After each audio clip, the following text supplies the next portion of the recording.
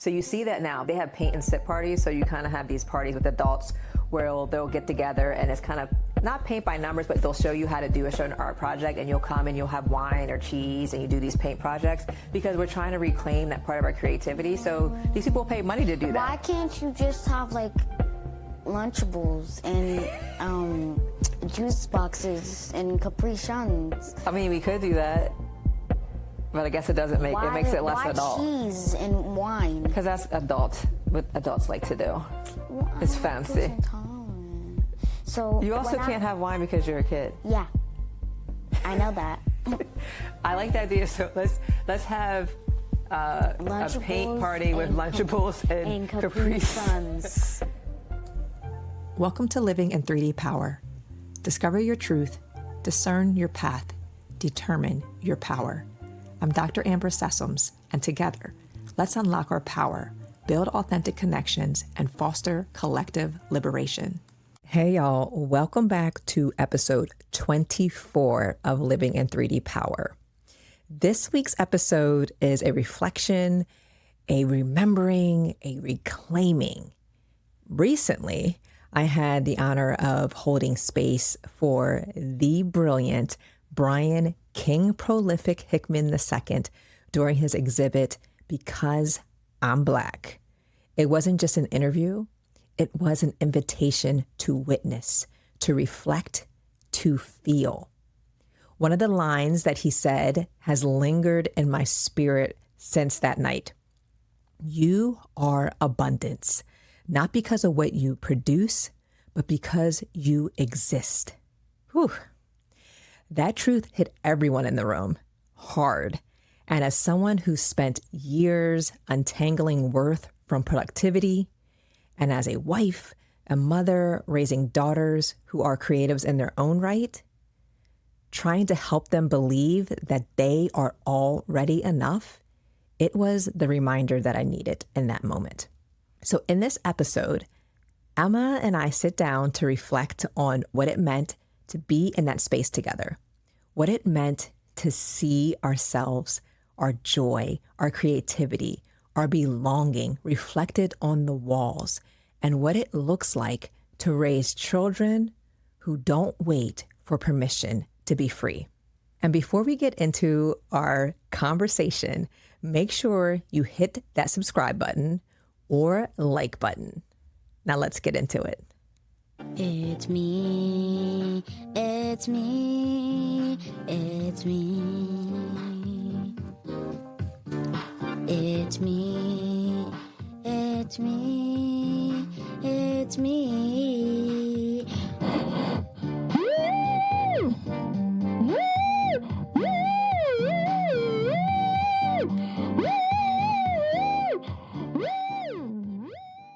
Hey, it's me, Emma. Welcome back to Living in 3D Power.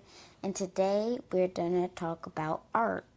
Art, and it's such a great topic to talk about because a few days ago, last Friday, we went to Brian King Prolific Hickman II's art exhibit at the Civic Club in Harrisburg, and it was titled Because I'm Black. And you got to experience it, and Maya got to experience it, and I was there to facilitate a conversation with the artist on his art exhibit, and it was just such a powerful experience. So I thought, what better way to engage our listeners in this conversation than to talk about our experience and talk about how it connects to who we are as creatives, and also what you're inspiring to be and how that might have inspired you. So, of course, we always have our list of questions, y'all. And Emma helped me pick these out, so we'll see, because last week you were like, I don't like that question, because she always helps me. I don't like a question. See, now we go over these questions before we hit record. I don't like and now 4. she's like, now she doesn't like 4. I don't like 4. We're going to get started. Oh. Okay, so first question I want to ask you, Emma, is when do you feel most like an artist? When I'm painting with watercolors. Painting with watercolors, so tell me why. Because I have a brush in my hand. So you feel like an artist because you have a brush in your hand? So it's very literal for you. Are there any other times you feel like an artist? Well, when I'm actually drawing. So for you, the way that you identify as an artist is actually creating something, actually drawing something, actually painting something. Yeah, so what if I said more broadly, what about when you feel most creative? When I'm doing arts and crafts. So then you would incorporate crafts in there too. So what kind of craft have you done recently that you were really able to express yourself and be creative with? Well, I done like this thing with extra paper we had from Maya's birthday party, and I made like a little thing and I stuck it to it, but then I threw it away. You made a little thing, so what was the little thing? It was like some type of triangle, and then it had like a square in the middle. So was it a 3D image or was it a paper image? 3D. So yeah, what I notice about you is I will find if there's paper out or if there's glue out or if there's tape out, there's going to be something haphazardly going on. There's going to be paper on the floor, glue here, tape here, because what you get it in your brain, you're like, you just have to do it, right?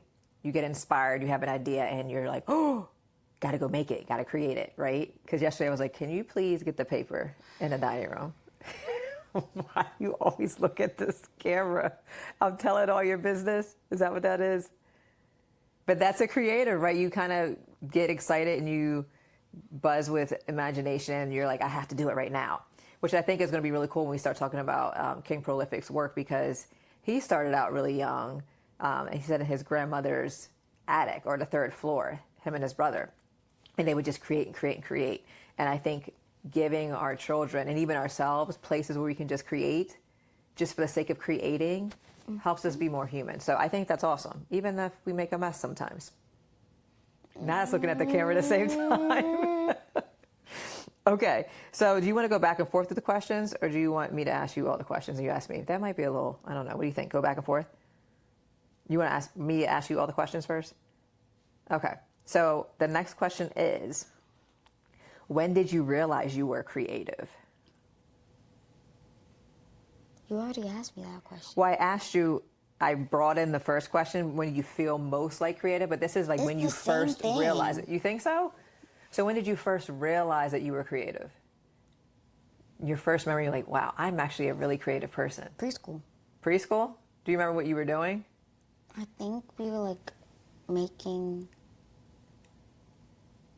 like some type of thing. I don't know. It was with paper. I think it was like, you know those things where you have like handprints? Like that you put in the mold, the clay? No, like on a paper. Oh, you yeah, put- yeah. Yeah. And also I went to a birthday party with my friend in preschool, and I made this donut. And I mixed like two colors Oh, the together. donut you made at the Pottery Works or something like that. Yeah, and it has sprinkles on it. It was like purple and blues and greens. I think It that's was when purple and green. but I think there was blue in it too. Yeah, there was a little bit of blue. I think that's when I first realized that you were really good with color combinations, because you know we have the color wheel, and there's adjacent, and then there's like colors that are across from that, and you have always been really good at pairing colors. And Just it's like funny this because when outfit. I just like this outfit. she's not yeah, she's Unlike super hers, modest. Unlike hers. We have the same color combination on. You just threw on a leopard print sweater. So we both have olive green bottoms on and a black top. Yours is more like a khaki green. But olive green Wait, and black. comment. Which one's better? Which outfit's better? Fake me. If you're watching, Emma has on a leopard print. It's kind of like brown, light brown, and a dark brown leopard print cardigan, a black, not her modeling while I'm describing her outfit, a black tank top and a cargo pant, khaki green mini skirt. That's probably 2 sizes too small, but she's still wearing it. Why? Why? I mean, it's a cute outfit. It is cute. And her outfit is a boring, plain black shirt mixed with these. I like these pants. They're kind of like green, harem pants, but they're not as big as harem pants. They're kind My of like. outfit is 10 times better. Listen, we're filming this from our house. So one thing about me, if I don't have anywhere to go, I'm gonna be comfortable in this house. This is comfortable for me. For you, yeah, that wouldn't be comfortable for me. So yes, I have on, but it's comfortable for me because guess what? better. There's elastic My outfit's pants. Okay, Emma's outfit's better. Anyway. The thing that I'm realizing or that we know about kind of our society is that you do a lot of arts and crafts when you're babies. Like every time I would come pick you up from daycare, I'd be like, oh, you created this apple with your handprints, or like you cut off the apple and we stamped it. Stuff that you couldn't even do because you were 6 months old or whatever. But I think the thing is that we would express creativity and encourage it in kids, and then we get older and then we stop. So wouldn't it be fun to do watercolors as an adult?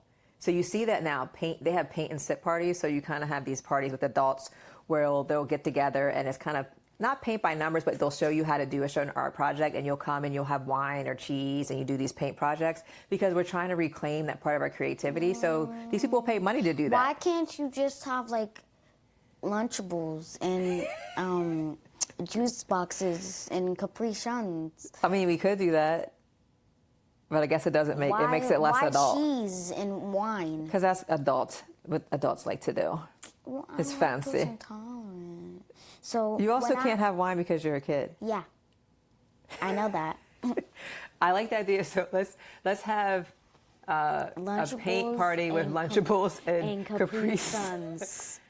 We could probably find a healthier alternative. Maybe our charcuterie board with fresh fruit and nuts. She's making it fancy. That's not fair. You like charcuterie boards. Yeah, but that's when I'm feeling fancy. Why can't we have a fancy paint party or craft party? You just want to get down and dirty. I mean, I like it. I think we could do that. We could do that. Capri Suns. Maybe you could. And We could do that Lunchables. this summer and invite some family members over, and you can help me organize a creative party. I think that would be a good idea. I can help them make a drawing because I'm the most talented one in here. Y'all can't see her face though. She's making this face like I'm half joking, but maybe I'm serious. Half joking. I'm not half joking. I'm speaking the truth. I'm gonna zoom in on your face. I'm the most talented person in this room. In the room or in the house? Not the house. Who's the most talented in the house? Daddy. Daddy. Why? Why? I don't know. Because he has more experience. So you think you're more talented because if you have more experience? I don't know if that's true. Because something, and we'll get to it when we talk about, kind of where I showed creativity when I was young. He has like more like different styles. He has different styles of art. Okay. Well, because he had, so He the can do experience like helped him. cartoons, and then he can make like logos, and he can make he could do all the things. But I can only do like fictional things, I like to make like fictional characters. Oh, but I think, yeah, so you can expand on that because, the summer is still starting, just started a couple of days ago, and we were talking this morning about the Pennsylvania College of Art and Design, so which isn't far from us. So Maya's going to take a class, and last summer she took oil painting. This summer she's going to do, I forget what it's called, but it's kind of illustration, but I don't know what it's called because I don't know all the art terms. Visual? It's not visual, but it's something where they have different objects and they have to draw what they see. But she's going to do that this summer, and then they have some classes for you. They have kind of found things and making art from that, and then they just kind of give you a full breath of just drawing different things for the week, just experiencing. So you could get like Daddy, right? I don't like art classes. In school? Yeah, in school. Why not? Because you have to do it a certain way. What do you mean you have to do it a certain way? Sometimes I don't want to draw those things. Oh, Maya gets like that sometimes. Like she didn't I'm like the like, still life. why? She's like, I don't want to draw an apple. Like this one time we had to do this thing where it's like shapes and stuff and made like a barn, and I was like, I don't want to do that. So what did you do? I did my sloppiest. Why? Because I was like, But do you understand the purpose of that? I mean, I get that it's boring. You want to do what you want to do, but sometimes they're building blocks you. so that you can apply, so you can learn that skill, and then the next time you're like, you know what? I learned the skill, but I'm going to do it my way. So you can tweak it, or you can now draw what you like to draw. So those are things that Daddy had to do because he has an art degree. He had to take classes that he might not have necessarily like, but he took, because he was talking to Maya about pottery, and she's like, I don't want to take pottery. I want pottery. Like, I like the spinning thing. Yeah. But he I took wanna that try in that. college because he was an art major. So there's things that you have to take, especially when you go to a liberal arts school, Can we do that that this show you. summer? You might be able to find some place to do that. I need to put that on my list. Yeah. So we can see her. Like, I remember Pop's mom, when I was little, she bought me a pottery wheel. I remember that now. She bought me a pottery wheel when I was probably about your age, trying to learn how to make pottery, make a bowl or something like that. But I think that would be a really cool idea. I like that. Because right now you've only used magic clay. I want more. And Maya has that clay that she puts in the oven. She makes little figurines with it. So we can try that. I think that's a good idea. But again, it's making me think that we could have a creative party with some family members, adults, and kids, and just all showing that we're creative. You don't like that idea? Kinda. Because you don't like the adults coming? No. I don't. Like, what are we gonna do, though? We have to think about it. We can give them different options, but the point would be to reclaim that childhood and reclaim that creativity and tap back into it. But maybe it is teaching them something, or maybe it's just giving them a whole bunch of different arts and crafts. You remember Minister Vondel? So when she introduced us for the live podcast, she goes on weekend scrapbooking and creative retreats where she just goes away for 3 or 4 days with people and they just create. They might knit, they might make scrapbooks, they do all types of things, and she loves it. And I think that's something that we could do more often. We just have to think about it. Okay. So another question is, what's something you've made that you're really proud of? Why are you making that face? That doesn't look like a face of someone who's proud. Oh, I'm so proud. What? You don't, that's not very convincing. No, I'm proud. Like, I'm. So Emma is looking up images on her iPad because she does digital illustration like Daddy and Maya. So they use a pen on their iPad to draw. Ooh. When did you do that? The other day? Today? No. Months ago. So I will definitely put that on the screen, but I like how it has kind of like mauve or pinkish colors and splotches. Almost looks like paint. Like you took a sponge or something, and then it's a girl with really full hair and brown eyes. There's different, like, styles. There's, like, sketching, ink, drawing, painting, artic. Acrylic? Yeah, I think. Whatever this is, airbrush, texture, whatever that is, charcoal. So there's lots of different elements. brushes on, which Yeah. she's using as Procreate. So Daddy introduced Emma and Maya to love Procreate. this. I know a lot of people use this, but some people use different things too. A different program. I don't know, but one day I just decided to make lips. Well, I think that was pretty um, cool. So that's something you're proud of. I think because you were doing eyes one day, but I think that's part of becoming an even Lips. better artist is that you're just focusing on one area. And the thing, remember the other day we were talking with Keisha Finney, who's an artist in Lancaster, and because I'm not an artist in that sense, she was I made this saying, today. okay, so she's showing you what she made today. But is there a time lapse to that? No, No? it's So only 1 second. you made that, and that was inspired Two. by King Prolific's art, right? Because I have his paper here from his art event, but he had an event and he had King's collection. And one of the questions I asked him was, what was the most challenging piece that you had to make, and what was maybe the most easeful or easier piece? And he said the hands were the hardest. Remember, I looked over at you and Maya, and I was like, oh, y'all know about that, because what did Daddy teach you about hands, drawing It's hands? shapes. I can't even draw hands. You did. When he showed you how to do it, I thought they came out really good. I draw mine different. I start with, like, here, and I make, like, a The shape. palm area. Is that supposed to be a circle, and then everything is kind of like do you mean ovals it? after that? But that's what he said was the most challenging. So I'll definitely put some of his images on the screen. So any other art pieces you want to show us that you're really proud of that we can put on the screen for viewers? But that piece that you just showed, you did that with a tracing tool. No, you have to be honest. Yes. So she had an image. I guess you found it online. I don't know where you found the image. And then you used something. Okay. And then you traced it.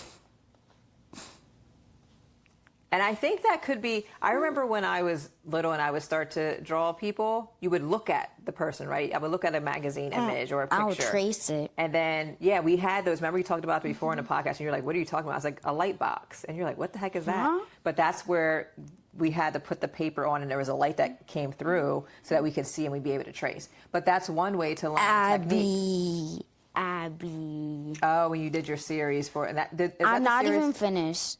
I'm adding more things. I'm adding more characters. So. Okay, but that's kind of looks like the one that you won the art competition for maybe 2 years ago when you did the fairies. I can bring it out. I can't remember what you did last year.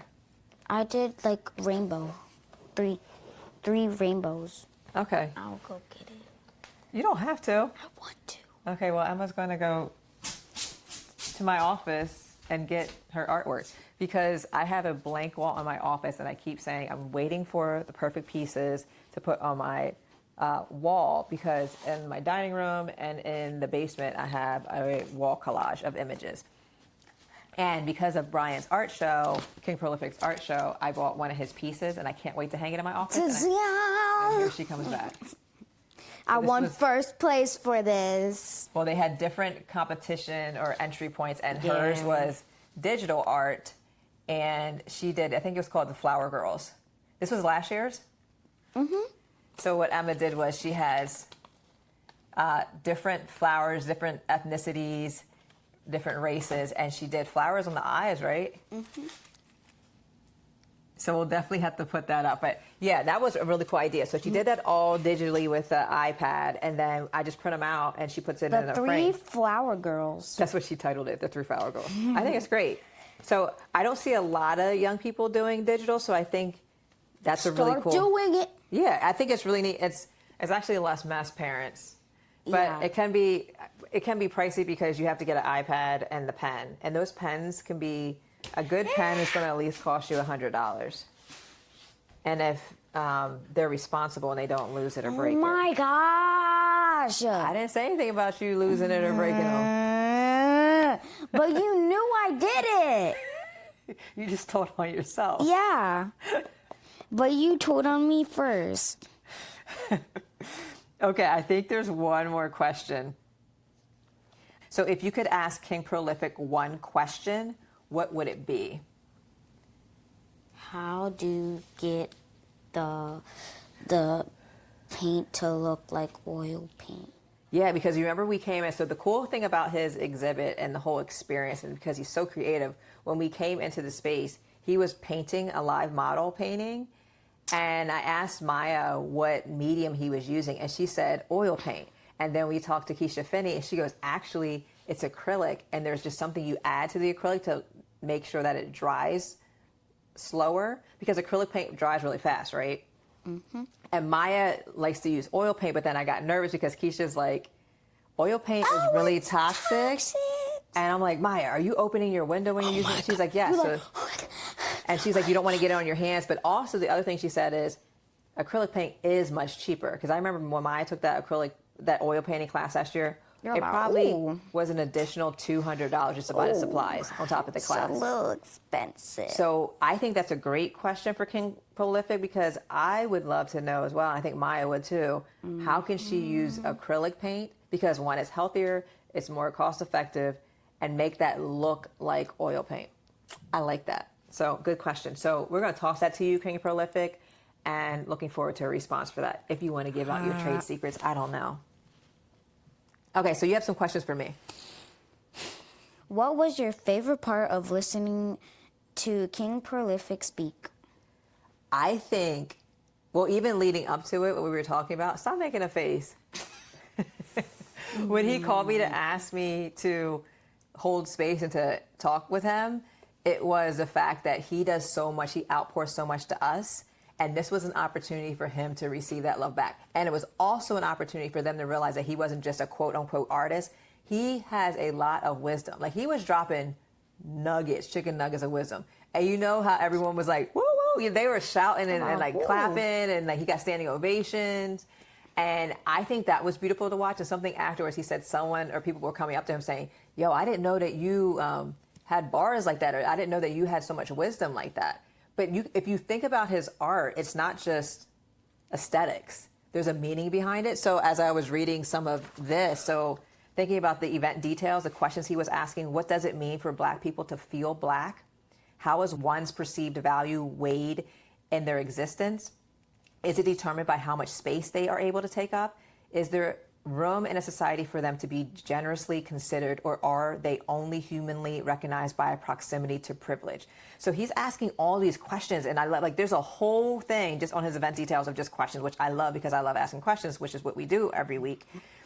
That he was really trying to reclaim this idea of what Blackness means. So the one thing that I love that he said is, I am Black. So when he was talking about his concept, and he's like, because I'm Black. But usually people will say it in a negative way. Well, because I'm Black, of course, I didn't get the job. Or because I'm Black, of course, they don't like me. Or because I'm Black, of course, anything negative. So he was like, no, I'm going to say, because I'm Black, I have access to joy. Because I'm Black, I am free. Because I'm Black, I am creative. Like, all of these things. And I love that he took that and took it back. What I also loved was that you and Maya were able to see it, and not only see him as another Black artist, but to see yourselves in his artwork. So many. I think he did 26 pieces for this art show, which was beautiful. I cannot wait, y'all, to get my art piece. My favorite one was the mermaid one and the one next to it. The mermaid one. What color was that? Was it blues? Blue. Yeah. What was the one next to it? It was like... Was she the green goddess? No, she had like honey earrings. Oh. I have to look back. I also like the one closer to us, where her face was black and white. It almost looked like charcoal. Oh, yeah. And then her whole head was full of flowers. That was beautiful on a yellow background.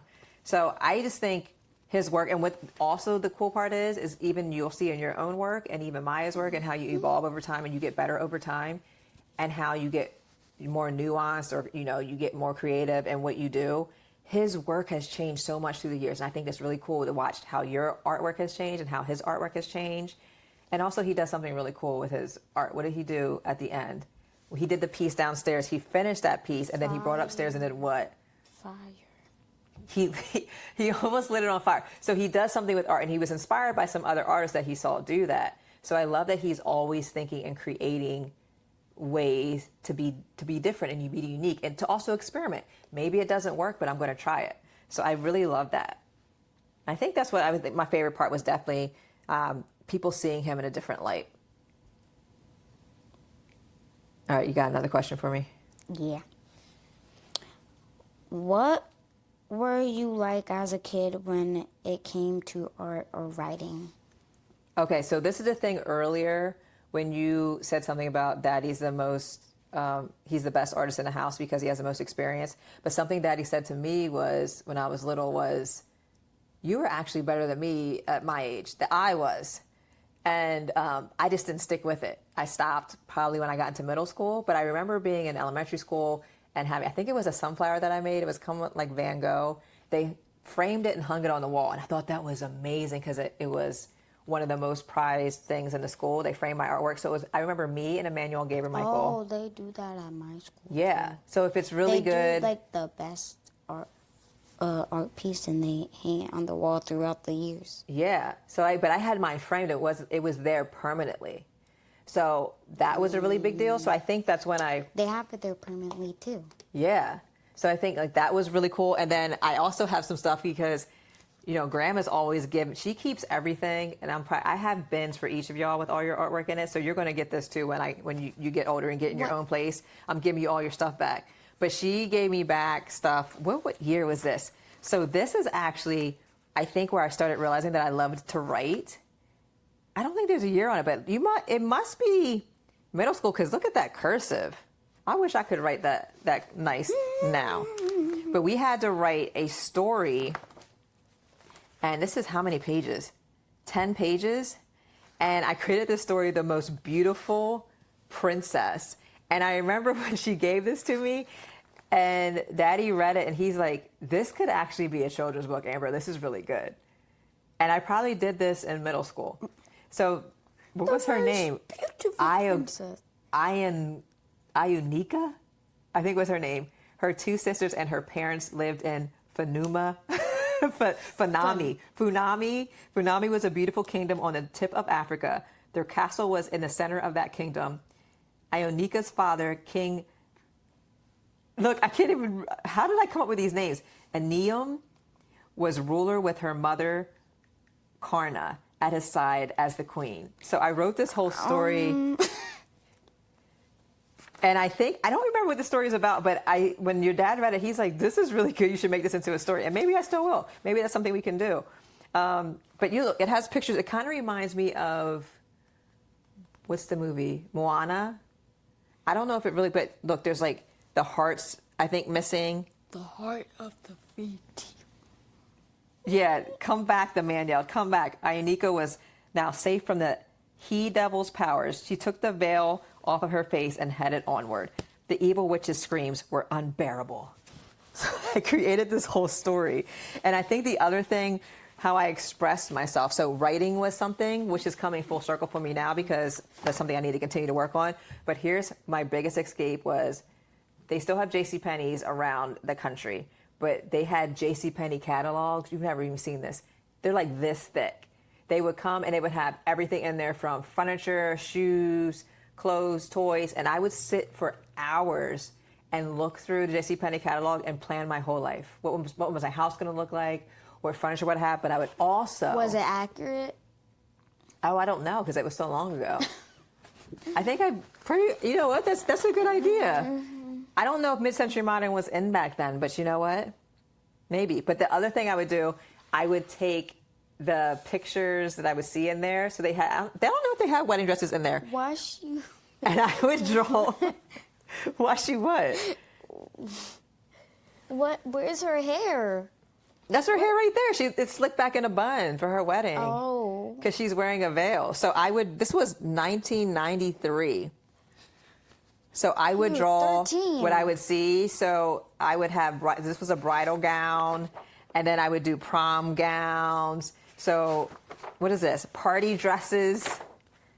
And guess what? I feel like this gene went to you because you want to be what? A fashion designer. A fashion designer. So I would draw. Or a cartoon/anime drawer because I like drawing fictional things. Oh, you could do both.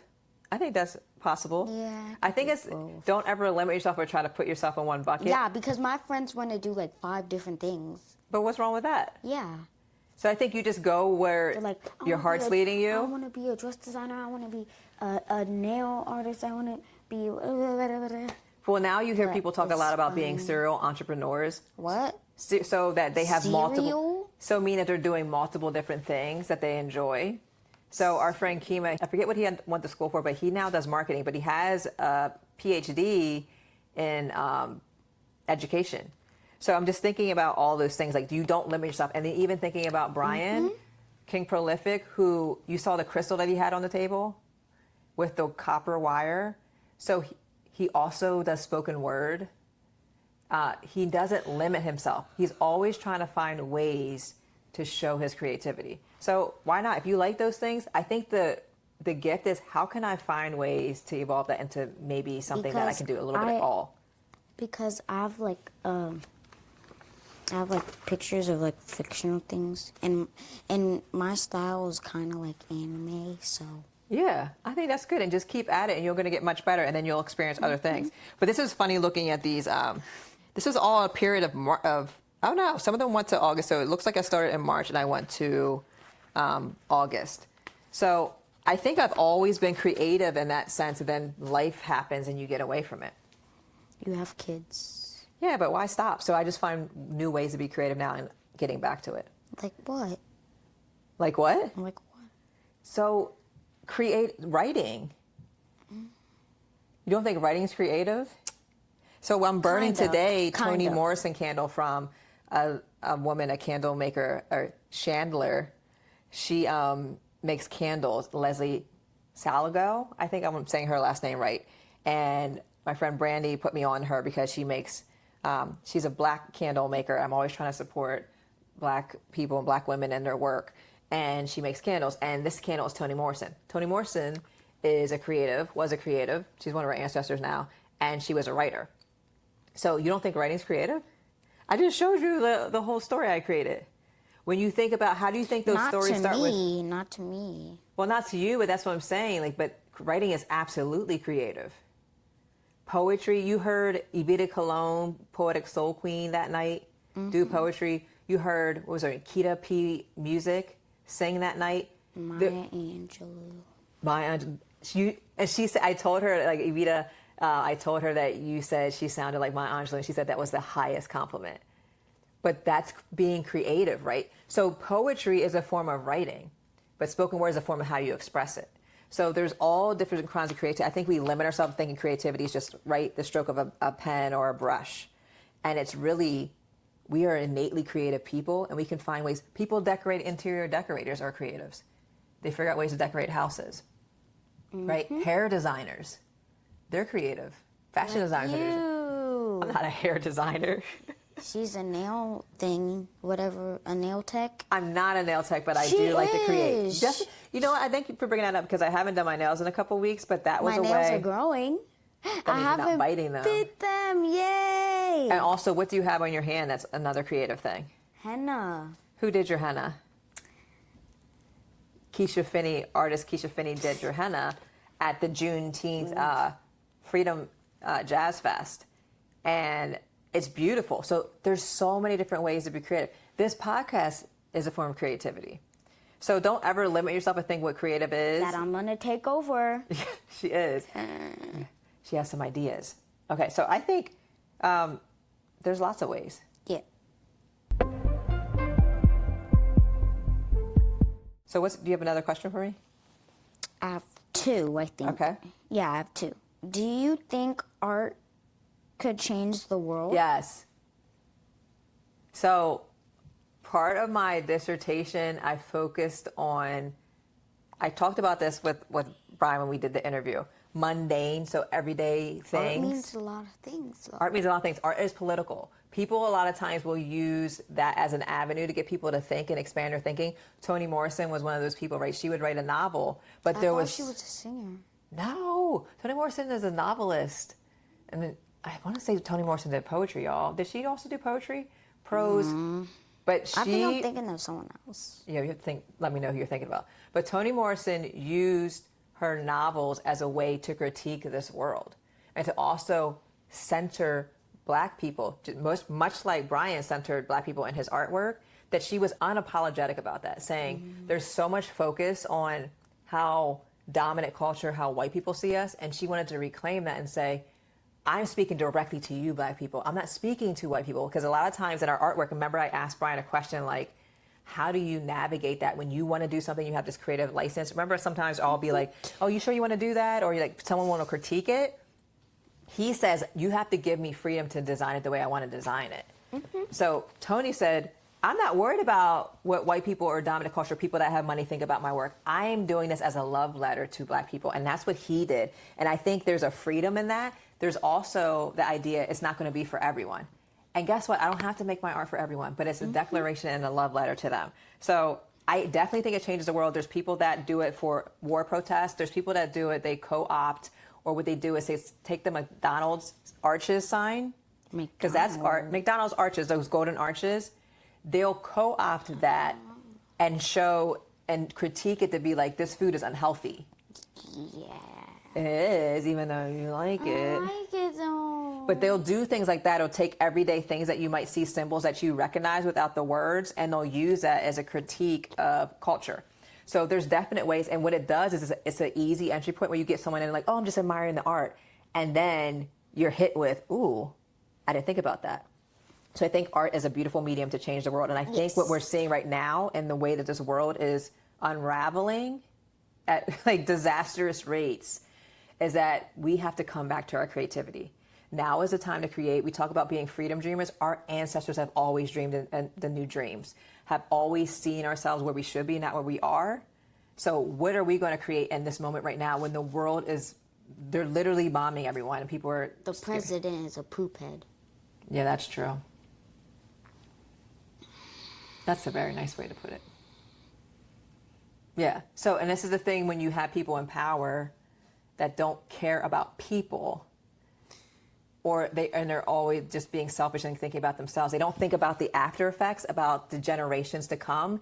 And part of being freedom dreamers is that we're not just worried about what it's going to do for me. We're worried about the future generation. So even generations after you, when you're creating something, you're not just creating for yourself. You're not just creating because it's pretty.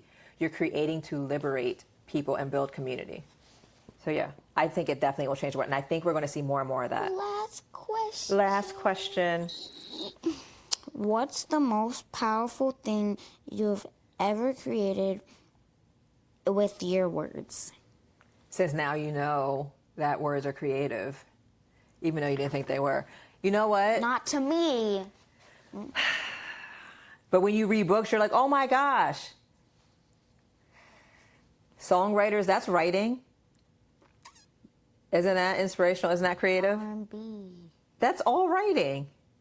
At any rate, I'm thinking the most powerful thing I've ever created with my words. The one thing that comes to mind that I resisted for so long was Dr. Robin Redmond Wright.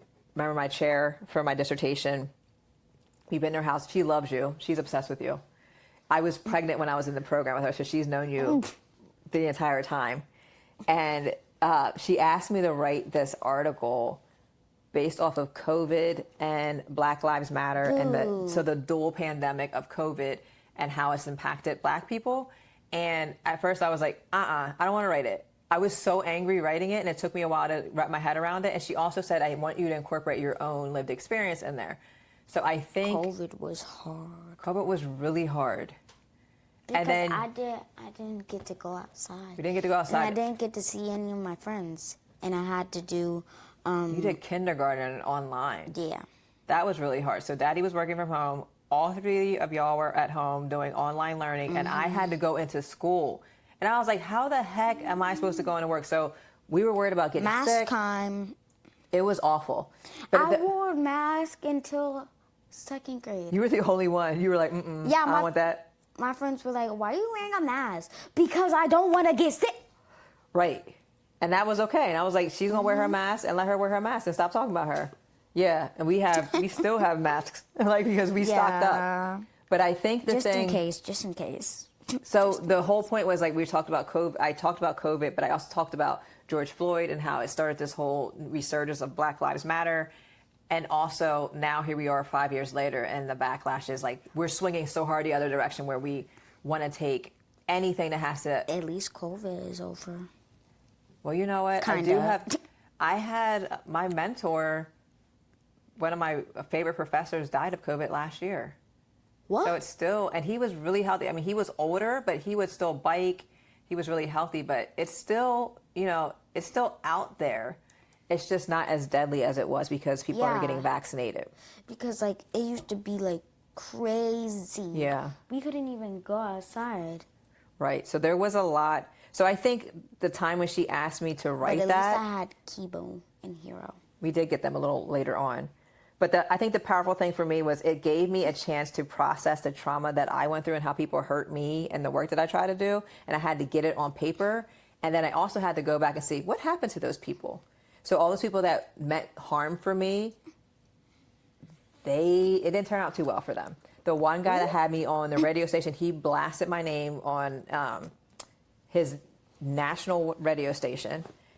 He was Why? Rush Limbaugh's protege, who was a really far-right, really nasty individual. He would just really say nasty things about people. And this man was kind of leading, like, wanted to be model after him. So he said all these nasty things about me on his radio station. And guess what?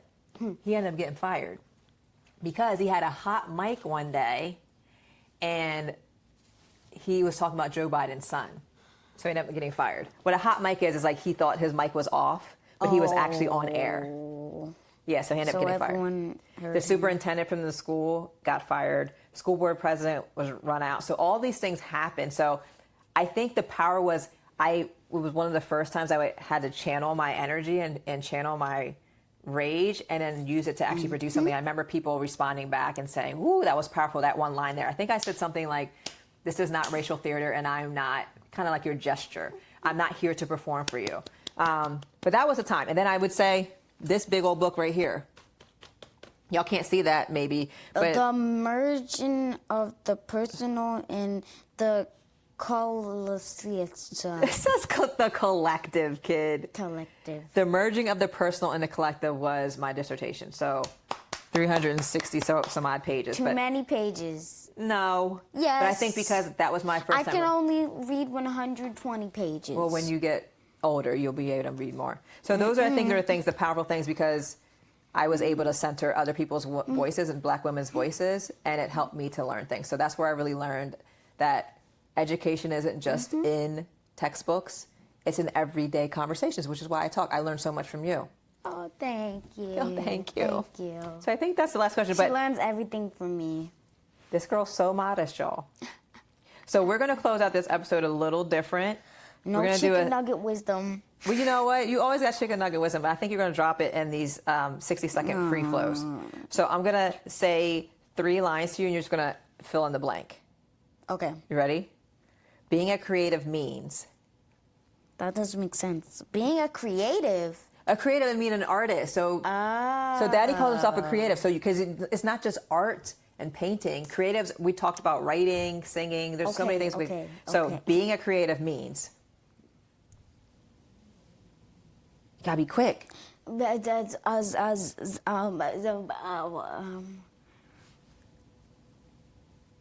doing multiple things. Oh, so there's multiple ways to be creative. It's not just one way.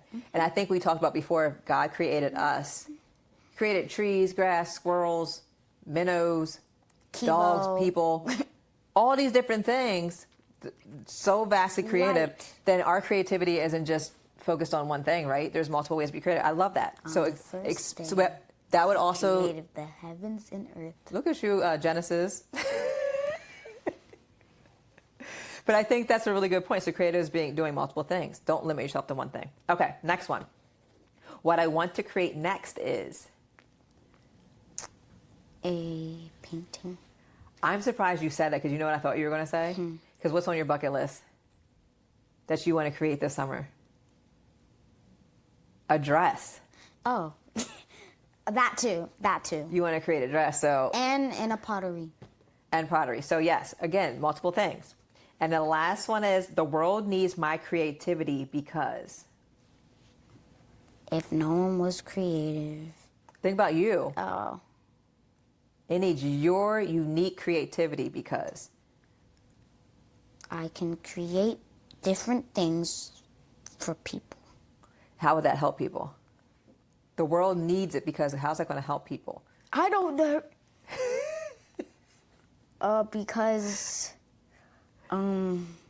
Because they need me. They need my spontaneous self. Ooh, listen, we do. You know what that helps us do, though? When you're spontaneous like that, it's like, why can't I be more spontaneous? Why do I have to triple, quadruple, think about it so much? I think about it for months and years and never do it. And so much of what I'm seeing now, it might just be the algorithm, but you keep saying this too, is if you just do it. It's like Nike, just do it. But we sit on our ideas for so long because we're afraid.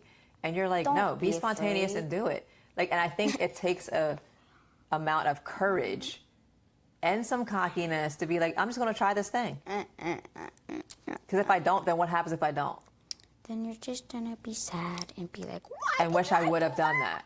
Right. So I love that, Emma. I love that. So being creative means trying different things, being multi disciplined. Also, and that's going to look like doing some pottery, trying something new, making pottery, painting, and doing a dress with Grandma Kia. That's going to be cool. And then they need your creativity because you're spontaneous. Being spontaneous helps us and invites us to be more spontaneous and stop living in fear. So mean, y'all. She told me I'm yapping too much. Yeah, because before this, you said, don't be yapping and talking about all your art. I always artwork. mess with you. You're going to be sitting here talking about your art because we're always like 30 minutes. We're going to get done in 30 minutes. But she's the one who's yapping. It's chicken nugget wisdom time. I need to think. Be creative. Be creative. All of us are creative. Boom. We just don't know it yet. We don't know yet. We don't express it. Be creative, y'all. Do something this week to show your creativity. Try something, you know. Bye. Bye.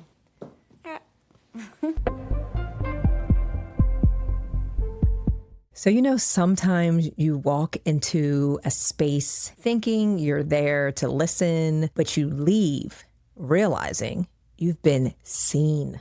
That's what happened when I held space for King Prolific.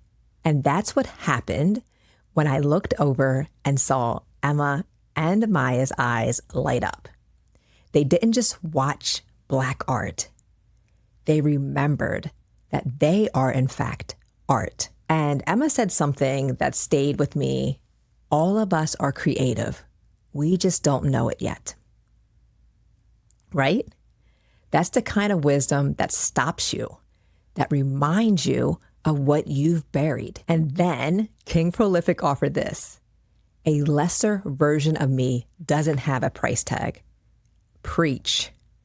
That's not just a quote, it's a call to stop shrinking, to stop performing a palatable version of our brilliance just to survive, to honor our full selves as the truth, not the edited draft. And with that, here's your invitation for this week. And this is taken from my Sundays in 3D newsletter. 1, choose small ways to treat yourself like art, as Brian said in the interview. Honor yourself as the canvas and the creator. 2, pour into your community without exhaustion. That's for me. And 3, create without waiting for permission. That one's also for me. And if that resonates with you, make sure you subscribe to my Substack at livingin3dpower.substack.com. And that's where you'll receive the full Sundays in 3D newsletter each week. And it offers you reflections, affirmations, and practices to start your week grounded, and intentional. And if something from this episode moved you, join the conversation on my Substack and all my socials, and make sure to subscribe on YouTube, or if you're so inclined, like and leave a review wherever you get your podcast. It really does help us reach more people. So until next time, discover your truth, discern your path, and determine your power. Take care.